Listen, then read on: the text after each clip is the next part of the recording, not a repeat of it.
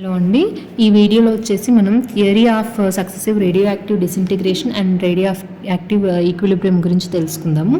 So already మనం ప్రీవియస్గా తెలుసుకున్నాం కదా రేడియో యాక్టివ్ డిసింటిగ్రేషన్ గురించి అండ్ రేడియో యాక్టివ్ సిరీస్ గురించి ఎక్స్ప్లెయిన్ చేశాను కదా. So radioactive series consider a radioactive series in which A decays to B and B decays to C. So ఒక radioactive series ఇక్కడ తీసుకున్నాం. ఎగ్జాంపుల్గా A అనేది బీగా డిసింటిగ్రేట్ అయింది అండ్ బి అనేది సిగా డిసింటిగ్రేట్ అయింది.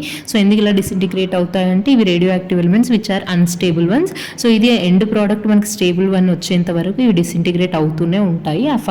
ఇన్ బిట్వీన్ మనకి నెంబర్ ఆఫ్ డాటర్ న్యూక్లియస్ అనేవి వచ్చేస్తాయి which are radio active elements, that is unstable elements అన్నట్టు. సో ఇక్కడ మనం ఏబిసి అనేది ఏ అనేది బీగా కన్వర్ట్ అయింది, డిసింటిగ్రేట్ అయింది, అండ్ బి అనేది సిగా డిసింటిగ్రేట్ అయింది అనుకున్నప్పుడు let λ1 λ2 are decay constants of A and B respectively. After some time t, let n1 n2 be the number of atoms in A and B respectively. So disintegrate అవుతూ ఉంది కదా, ఏ అనేది బీగా convert అవుతూ ఉంది కదా, అది కంటిన్యూస్ ప్రాసెస్ కదా మనకి ఇప్పుడు. సో ఒక టైం టీ తర్వాత ఏలో మిగిలిపోయిన ఆటమ్స్ వచ్చేసి n1 అండ్ బీలో ఉన్న ఆటమ్స్ వచ్చేసి n2 అనుకున్నప్పుడు మనకి డిసింటిగ్రేషన్ లా నుంచి n1 is equal to n0 into e power minus lambda t and rate of decay is directly proportional to n1 కదా.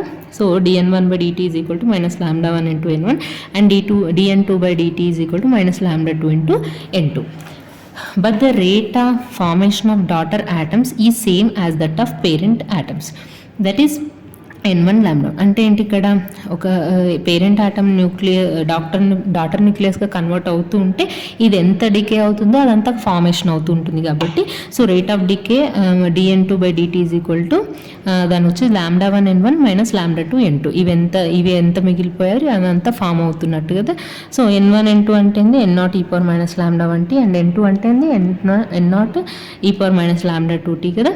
సో ఇవి మనం సబ్స్టిట్యూట్ చేసేసుకొని సింప్లిఫై చేస్తే మనకి ఫైనల్గా ఈక్వేషన్ వచ్చేస్తుంది. డెరివేషన్ మనకి ఇక్కడ అంత ఇంపార్టెంట్ కాదు, final equations important. So n2 is equal to n0 into λ1 by λ2 minus λ1 into e power minus λ1t minus e power minus λ2t అనేది మనకి ఫైనల్గా మిగిలింది.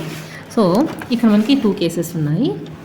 సో కేస్ 1 వచ్చేసి when λ2 is 2 greater than λ1, that is disintegration constant of second, that is daughter nuclei is 2 greater than parent nuclei and t2 is 2 less than t1, then λ1 అనేది almost మనం 0 అనుకుంటాం ఇక్కడ and λ2 అనేది ఆల్మోస్ట్ ఇన్ఫినిటీ అనుకుందాం. అంటే దీంట్లో almost మనకి atoms అన్నీ అయిపోయాయి, ఆల్మోస్ట్ అంటే నాట్ కరెక్ట్గా 0 and it is almost infinity. అంటే అన్ని పేరెంట్ న్యూక్లియై ఆటమ్స్ అనేవి డాటర్ న్యూక్లియైగా కన్వర్ట్ అయినప్పుడు సో n2 ఇది ఆ కండిషన్ మనం లాస్ట్ ప్రీవియస్ ఫైనల్ ఈక్వేషన్ ఇందులో మనకి ఆ ఈక్వేషన్ సబ్స్టిట్యూట్ చేసేస్తే that is n1 equal to 0 n2 is equal to infinity substitute చేస్తే మనకు ఫైనల్గా n2 is equal to n1 into λ1 by λ2. అక్కడ నుంచి n1 λ1 equal to m2 λ2. ఈ ఈక్వేషన్ని సెక్యులర్ ఆర్ పర్మనెంట్ ఈక్విలిబ్రియం అంటాం. చాలా చాలా ఇంపార్టెంట్ ఈ కండిషన్స్.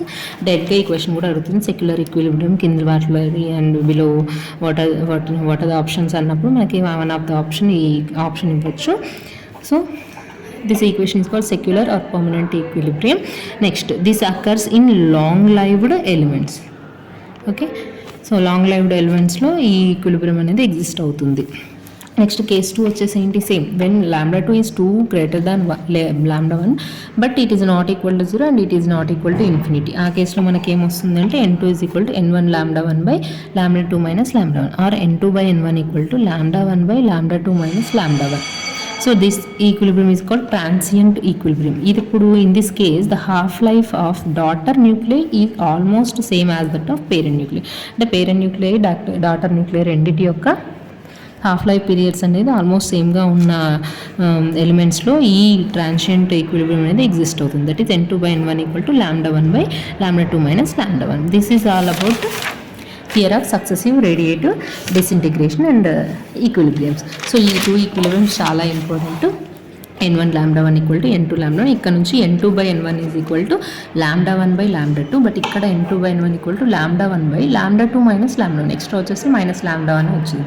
ఇదేమో ట్రాన్షియంట్ ఈక్విలిబ్రియం, ఇదేమో పర్మనెంట్ ఈక్విలిబ్రియం. ఈ రెండు చాలా చాలా ఇంపార్టెంట్, గుర్తుపెట్టుకోవాలి. Okay, thank you for watching my video. If you like my video please like it and share to your friends. Okay, thank you so much.